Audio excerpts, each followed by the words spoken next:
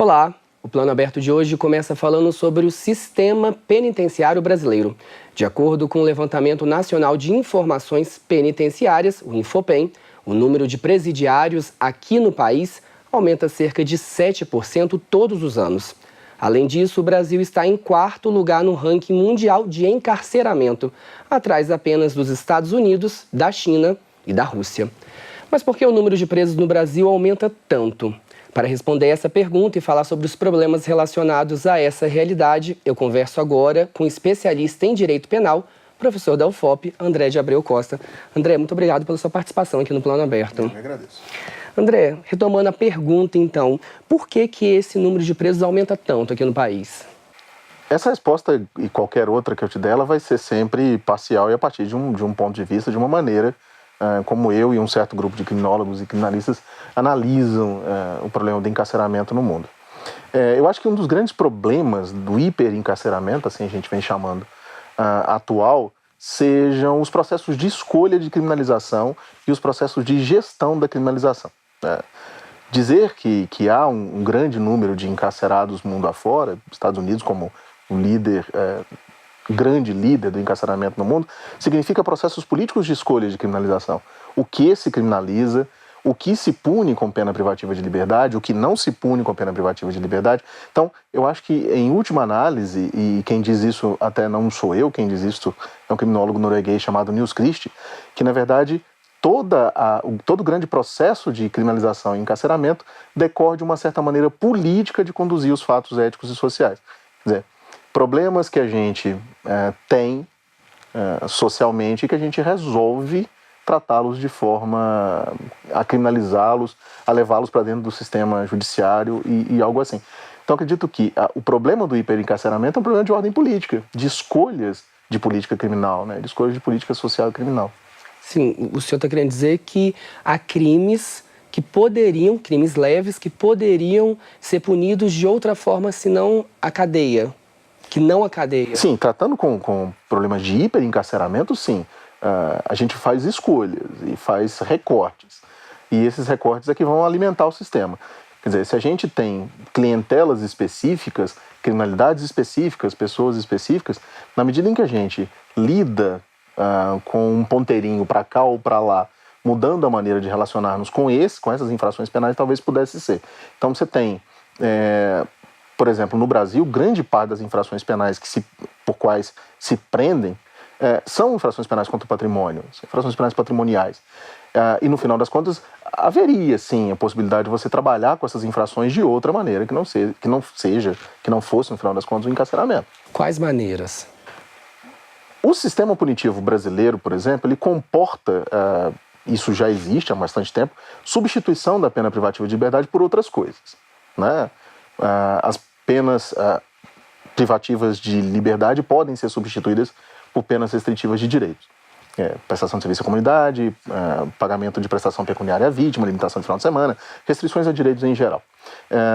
Elas são aplicadas, né? Elas existem, elas estão no sistema, elas podem ser aplicadas. Talvez o grande problema é a sensação de impunidade que elas dão. E quando a gente trabalha com essa sensação de impunidade no ambiente político, no ambiente ético, dizer que essas medidas pudessem ser melhores podem ser mal interpretadas no final das contas, né? Então, assim, talvez, e é só um talvez, não te dou certeza de absolutamente nada do que eu disser, talvez no final das contas a ideia fosse que nós mirássemos as infrações penais mais relevantes, né? Quer dizer, parássemos de judicializar tudo, trazer tudo para dentro do direito penal e tentar resolver tudo com punição. Acho que é mais por aí. Professor, o senhor está querendo dizer que a reforma do sistema penitenciário brasileiro passaria também por uma reforma no sistema judiciário ou numa mudança, numa mudança de visão do judiciário para certos tipos de crimes? Seria isso? Eu acho que antes de uma reforma judiciária, é o caso de a gente pensar de uma reforma legislativa. Eu acho que se tem utilizado o direito penal demais. Uma das coisas que eu venho dizendo sempre para os meus alunos em sala de aula é isso, né? O direito penal ele deveria ser a última barreira, a última reação que o direito teria para dar determinados comportamentos considerados inconvenientes. O problema é que a gente tem mudado essa ordem, né? Tem colocado o direito penal como solução para os problemas sociais. Eu tenho um problema, eu vou resolver. Resolvo como? Criminalizando. E quando eu criminalizo, obviamente, eu vou gerando população carcerária, eu vou gerando processos criminais, eu vou hiperinflando o judiciário, eu vou hiperinflando o sistema penitenciário. Conversava com os alunos de Direito no mês passado, em Lavras, que numa pesquisa rápida que eu fiz no site da Câmara dos Deputados, pesquisa rápida, no ano de 2016, que estamos ainda antes da sua metade, digamos assim, havia, quando eu fiz a pesquisa, no mês passado, 176 projetos de lei na Câmara, não contei no Senado, em que a palavra crime aparecia como elemento central. Então, você tem, em pouco mais de 5 meses, algo em torno de 3 projetos de lei por dia que tratam sobre algum tipo de criminalização ou de recrudescimento do direito penal em relação aos comportamentos. Eu costumo levar isso para a sala de aula para tratar com os meus alunos e dizer assim, olha, o problema que nós temos é esse aqui, ó, vamos resolver com o direito penal. Quer dizer, propostas de lei obtusas, como por exemplo, sei lá, criminalizar com mais pena o homicídio quando praticado contra líderes religiosos cristãos. Quer dizer, só cristãos e não outros. Criminalizar, por exemplo, o uso da foice e do martelo, como foi um projeto do Eduardo Bolsonaro, recentemente protocolizado na Câmara dos Deputados. Então, talvez o problema que alimenta o sistema judiciário e que alimenta o sistema carcerário seja, antes de tudo, legislativo. O que eu disse lá no começo se reflete aqui. Processos de criminalização são processos políticos. E esses processos políticos vão refletir no sistema judiciário e vão refletir no sistema penitenciário. Então, como eu disse lá no comecinho, como é que eu te explico esse aumento exponencial da população carcerária? Especialmente com a utilização mal feita do direito penal como panaceia, como remédio para todos os males, né? Quanto mais coisa se criminaliza, mais o sistema vai inchando, mais penitenciárias são necessárias, mais presos nós temos. Então, acho que talvez assim, é preciso, com o que nós temos hoje, uma reforma penitenciária. A gente tem um déficit de 200 e poucas mil vagas. Limite já está estourado. A gente tem um monte de processos sem julgamento e ainda criminalizamos comportamento todo dia. Sim, é um excesso de presos que os presídios não dão conta, não suportam. Então, assim, o que falta aos presídios brasileiros? Cumprir a legislação. Nós temos uma legislação de execução penal, que é do início dos anos 80 e que é ótima. Se nós fôssemos observar o que está na legislação, nossas penitenciárias não seriam as masmorras que são, não seriam as fábricas de criminalidade que são. Posso te dar um exemplo bem tranquilo. A lei de execução penal prevê que as celas no regime fechado, elas são compartimentos individuais. Ponto. Olha que coisa interessante. A lei prevê que as celas são compartimentos individuais. Individuais. Repetir 3 vezes. 4 com essa. Individuais.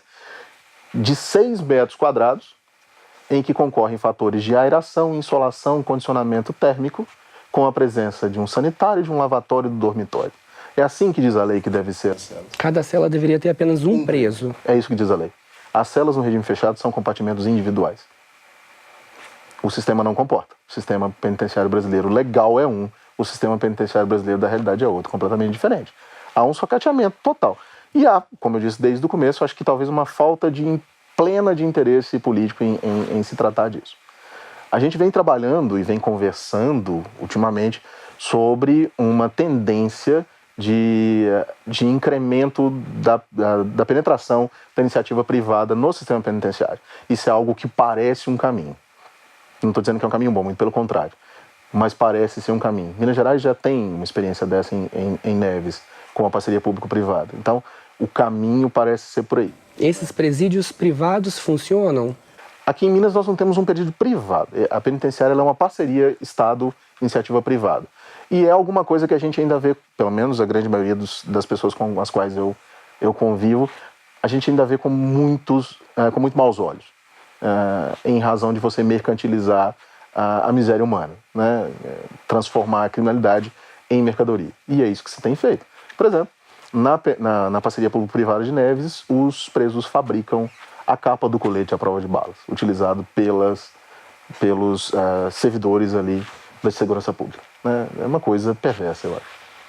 Sim, mas eles estão tendo uma ocupação e se especializando, no caso. Isso seria um caminho para mudança na reabilitação desses presos? É uma boa desculpa.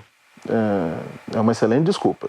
Agora, se você pensar em algo ainda mais perverso, A remuneração dos presos ela é feita em, no máximo, 3/4 do salário mínimo, sem qualquer incidência das regras da consolidação das leis do trabalho. A Carta Capital publicou em 2014 uma reportagem dizendo que o trabalho de um preso custa cerca de 54% do trabalho de um solto. Então é muito mais barato.